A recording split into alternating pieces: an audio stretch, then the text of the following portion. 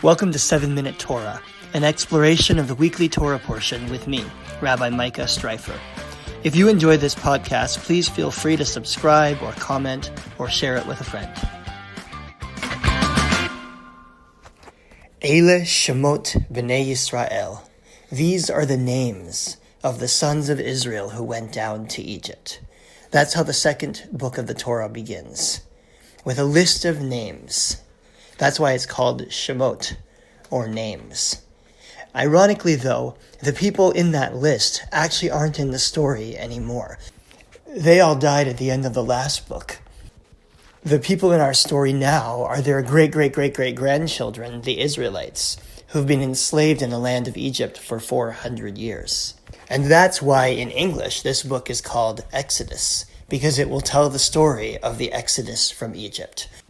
And it's in that context that we come to know the person who will be the most important leadership figure in the entire rest of the Torah, and that is Moses.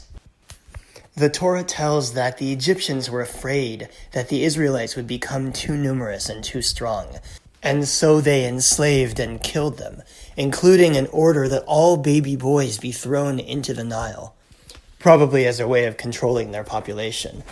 Moses is the baby boy who survived all this, and Moses is saved and shaped, in fact, by the women in his life, his mother who saves him, his sister who guides him, his adoptive mother, the daughter of Pharaoh, who takes care of him and raises him, and even the midwives who refuse to follow the order to kill the baby boys. These are the women who are quietly responsible for saving and shaping the greatest leader and prophet in the entire Jewish story. Now, because Moses is adopted by the Pharaoh's daughter, he grows up in the palace, but he seems to have some kind of a sense that he is an Israelite. And we're told that when Moses grows up, he would venture out to see his people and their labors. And this is where we get the first glimpse of the character of this man and what kind of leader he will become. Because Moses witnesses an Egyptian overlord beating an Israelite slave. He is seized by a sense of righteous indignation. He kills the Egyptian and then essentially skips the country. He runs away to Midian where he becomes a shepherd.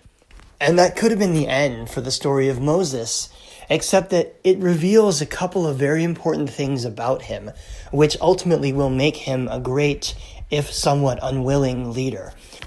First, we learn from this that Moses cares about his people. Having grown up in the palace, he could have just turned around and walked right back into the palace and ignored the misery and suffering outside. But Moses cares about people, and he can't bring himself to ignore it. Because the second thing that we learn about Moses here is that he has a highly developed sense of justice. It's not okay with him that people be treated unfairly. Now, Moses is not perfect, not by any stretch. He has pretty significant anger issues. This is not the last time that Moses will act out in anger. Moses also, will learn later, is a serious workaholic. He tries to do it all himself. He's not perfect. But what can be said about him from start to finish is what we learn here. He cares about his people, and he cares about justice. And that gives us a sense of why Moses ultimately gets into leadership. We might say why he launches his political career. In fact, it's interesting to note that when leadership is first offered to him, he doesn't want it. This is at the burning bush where God says, I want to send you to Pharaoh to demand that Pharaoh let my people go. And Moses essentially responds by saying, I don't really think I'm the right guy for the job. Why don't you pick someone else? I'm not much of a public speaker. And God says, no, you are the guy. I know you're not perfect. I know you have some shortcomings, and I'll give you some tools to help you out. Your brother Aaron, he'll be the one that speaks for you. And I, God, will be there when you go to speak to Pharaoh. But you are the right person for this job. The reason he's the right person for the job is because he's in it for the right reasons. Moses is not here for power. He's not here for glory or fame. He's here, again, because he cares about people and he cares about justice. That's what makes him a great prophet, a great lawmaker, a great guide, a great teacher. And it teaches us something about leadership.